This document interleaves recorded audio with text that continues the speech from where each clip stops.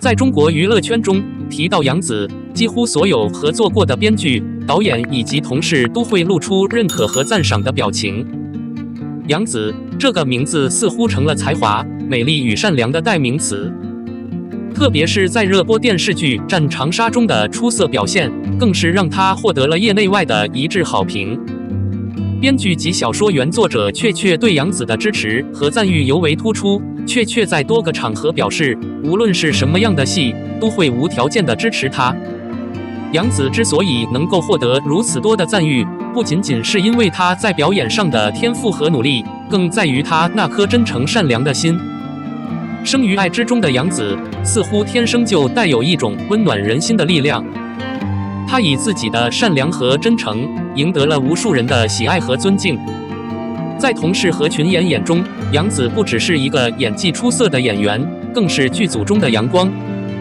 她对待每一个人都十分真诚，不论是前台的明星还是幕后的工作人员，杨紫总是能够无差别地展现出她的温暖和关心。这种不加修饰的真实，让她在圈内外赢得了最好相处的美誉。但杨紫的魅力不仅仅局限于此，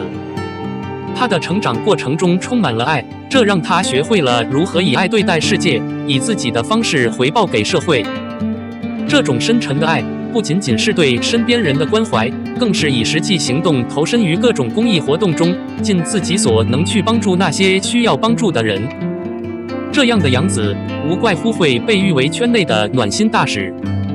在被问及对杨紫的评价时，许多业内人士都给予了高度的赞誉。导演们赞她演技精湛、入戏快，能够准确把握角色的情感；编剧们则称赞她能够完美诠释文字背后的情感，使得角色鲜活起来。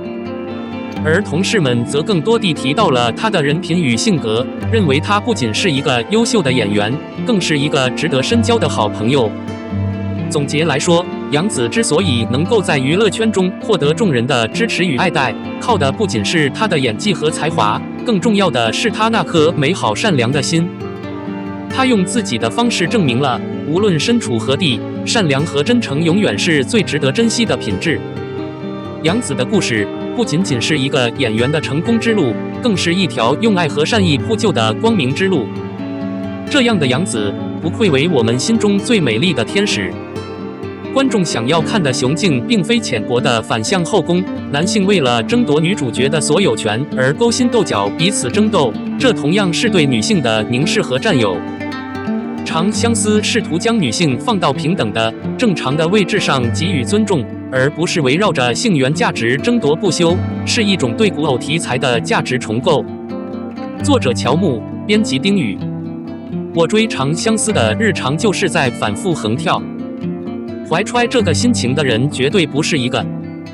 前一秒妖精好甜必须锁死，后一秒妖柳太虐了好心疼，一转眼看到枪玄哥哥为爱发疯好疯批好喜欢，最近又加入赤水风龙在线追妖，每天的微博热搜都是大型磕 CP 现场，既有不同 CP 之间的分庭抗礼，更有什么都可让我营养均衡。众所周知，2023年的夏天又是属于古偶的。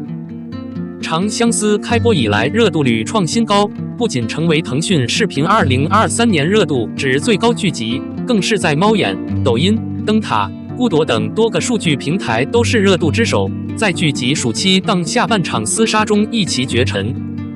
实际上，长相思的故事并不复杂，框架上仍然是在奇幻宏大的背景设定之下，身份特殊的男女主角横跨江湖与朝堂，展开一段缠绵悱恻的情感故事。但该剧能引起如此热度，一方面离不开人物关系特殊性及女主角与不同男性角色之间复杂的情感纠葛所产生的雄竞效应，仿佛大型乙女游戏照进现实；另一方面则是其对古偶题材的重构与价值的迭代。表面上看，长相思的主角们身上集合了鲜明的网络小说标签，比如霸总绿茶美强惨，似乎是一锅套路大乱炖，但深入其中却发现人物关系和逻辑上的完整性，即使是几位男性全都爱着女主的桥段，也有各自的前因后果。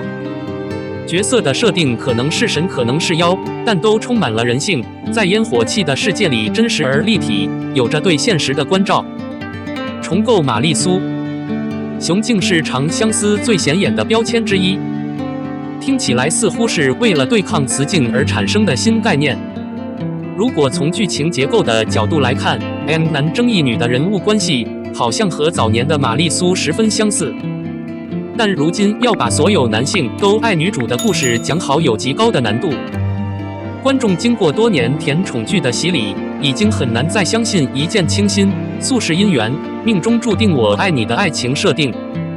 长相思真正的突破在于，在观众熟悉的类型基础上，融入当下的观念，将旧脚本解构，重构新的价值。相比创造新的范式，观众对已经有观看习惯的题材会更容易理解和接受，他们更需要的是在原有基础上的内容创新，而非千篇一律的复制粘贴。所以创作者必须对剧集内容迭代升级。在人物多角关系的构建上，长相思在一开始尽可能地剔除了女主角身上的性别价值。极少见到古装偶像剧整个前半篇幅里，女主角都以一个男性化的、吊儿郎当的、不太漂亮的形象出现在观众的视线中。这显然违背了古偶的创作惯性，而是选取了一种不那么容易的叙事方式。文小六杨子是在出场时，并不具备通常意义上潜在伴侣的价值。她并非传统的女扮男装，而是通过幻形术具备真正的男儿身。虽然无论是涂山璟、邓卫士还是香柳、谭健次是早就对她的真实身份有所猜测，但从外在形象到行为举止，并无破绽。在这种前提下，如何令人物情感关系使人信服，需要更深入的讲故事的能力。剧中花费大量篇幅去铺陈文小六与他们情感关系的生发。与涂山璟的救命之恩和相伴6年，是细水长流的相互慰藉；与香柳从对抗到相知的转变，是相似灵魂之间的惺惺相惜；与枪悬青梅竹马的儿时情谊，是根植于血缘的深刻羁绊。这样的表达让故事有了丰沛的层次，人物之间有复杂的情感张力，而不是单薄的作为被设定了爱情开关的 AI 而存在。观众显然接受了这一点，他们并没有像当年《三生三世十里桃花》催促素素跳出仙台一样催促文小六赶紧变身，而是在剧集的前10几集就领会了这可能是文小六最简单快乐的时光。若有一日他做回大王姬，故事将进入下一个阶段。偶像剧是书写爱情，但如果囿于爱情，无论是故事和人物都不可能真正立住。相似的故事结构里，文小六不再是被男性凝视和挑选的对象，只有被爱和选择一个人爱的选项。相反，这部剧真正站在他的视角上去审视和判断闯进他生命力的不同男性。大多数时候，他在人生转折点上的重要选择，并不来自于爱情的驱动。正因如此，传统爱情故事里至高无上的亲密关系也被拆解，放在人生的天平上重新衡量。同一般成长型女主角不同，文小六在经历过童年变故后正式登场时，已经是一个成长完全的人。她从云端跌入泥淖，便历了欺辱、坎坷与颠沛，摸爬滚打地活下来。无力自保，无人相依，无处可去，于是他用精明圆滑、凉薄自私来自保。在这样的前提下，他对他人所付出的善良与信任就有了更扎实的支点和更强烈的情感张力。此前疯批配角们风头无两，而如今美强惨重新收获观众的共情。追根究底，人设特质是其次的，重要的是逻辑上的真实与自洽。文小六的独立与一般爱情故事里女主角身处亲密关系中用口号去标榜的独立不同，而是源于她对一切人性都缺乏信任，只能依靠自己。拥有诸多情感纠葛的女主角，实际上是一个焦虑回避型依恋，因此她的在情感关系中的纠结与游离变得有迹可循，也规避了大部分的道德审判。她在不同关系中产生的变化，与其说是成长，不如说是对过往的治愈。同样是过去经历了非人的折磨与痛苦，涂山璟内心始终保留着更加明亮的力量。在烧饼和鲜花里，他选择了花，他心中有着对于美好的追求，有着理想主义的纯粹，因此他可以全心全意地守护着心爱的人。优柔寡断的另一面是柔软与纯善，即使他的犹豫一次又一次伤害到文小六，但也是他的坚持与包容赋予了他们之间最宽广的可能性。枪玄身上带着浓厚的悲剧感和宿命感，他生于权势，受制于权势，又困于权势。他心智坚毅，城府极深，他相信至高无上的权势可以保护想保护的人，为此他运筹帷幄，极力隐忍。但也正是这份隐忍与筹谋，才将心中真实的人越推越远。香柳在情感上有种向死而生的自毁倾向，让观众对他充满了心疼与怜惜。在心理状态上，他应该是与文小六最相像的，因此他们之间的相处总能碰撞出激烈的火花。但同样在情感上缺乏安全感的人，往往在试探与回避之间游离，最终彼此错失。观众对于情感故事的想象建立在扎实而鲜活的角色形象之上。当人物有了一以贯之的逻辑，角色之间的情感关系才有了丰富的发展空间。同样的，《长相思》中，即使是配角，也没有沦为主角情感发展的工具。尤其是女性角色的塑造，都有其个性和要实现的价值，而非单纯的恋爱脑。无论是作为文小六直接对照的阿念戴露娃氏，还是兼具反派与情敌身份的防风异应黄灿灿氏，或者是喜欢上枪玄主动追求的陈荣新月王真氏，都有着自己鲜明的性格与行为逻辑，跳脱了围绕男性构建的角色价值。此外，在清水镇的剧情中，桑田儿葡萄氏的出场，像是一段旧风尘的故事，揭示了在弱肉强食的世界里，缺乏生存能力的女性如履薄冰的处境。她遇见打破偏见的真爱串子告玄明氏，但婚姻也不是幸福的终点站。她跟文小六学会了医术，拥有谋生的技艺，才是真正带给她安全感的时刻。剧中这些女性的命运和选择，代表着不同的女性。这种在现实题材里已经较为常见的表达，在以歌颂爱情为要旨的古偶里，还尚属比较新的阶段。《长相思》原著于2013年出版，是童话神话故事《山精海记》系列第2部。彼时，小说中女主角的官配涂山璟还并不是非常受读者欢迎的，相比霸道总裁和疯批美人，似乎差了点意思。但10年过去，很多事情发生了变化。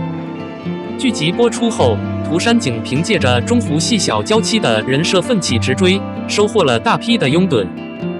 相比之下，枪玄那样偏执的、不得已的、出于爱你却不得不伤害你的人设，观众的宽容度小了许多。尤其是在角色初登场的时候，谭木里更是有些阴阳怪气，称涂山璟和香柳已经到了半决赛，而枪玄还没站上跑道。舆论场中对于主角们的讨论与喜好，似乎也印证着一些社会审美的变迁。故事前半段，当涂山璟看到文小六身上被香柳吸血的痕迹而产生误会的时候，只是暗自伤神，然后继续做他忠诚的守护者。按照偶像剧的传统套路，误会吃醋是推动情感的简单抓手，但也暗含着一种男性将喜欢的女性视为自身所有物的价值观。无论是出于人物塑造还是价值传达的原因，这样克制的细节给了女性观众的尊重，也让观剧体验前所未有的舒适。同样，香柳变成女子试探文小六心意的桥段，也带着从女性视角换位思考的隐喻。古偶剧的受众大多为女性，观众想要看的雄竞并非浅薄的反向后宫。男性为了争夺女主角的所有权而勾心斗角，彼此争斗，这同样是对女性的凝视和占有，而是将女性放到平等的、正常的位置上给予尊重，而不是围绕着性缘价值争夺不休。长相思通过一次有效女扮男装，完成了一次价值表达上的迭代，一定程度上是难得的突破。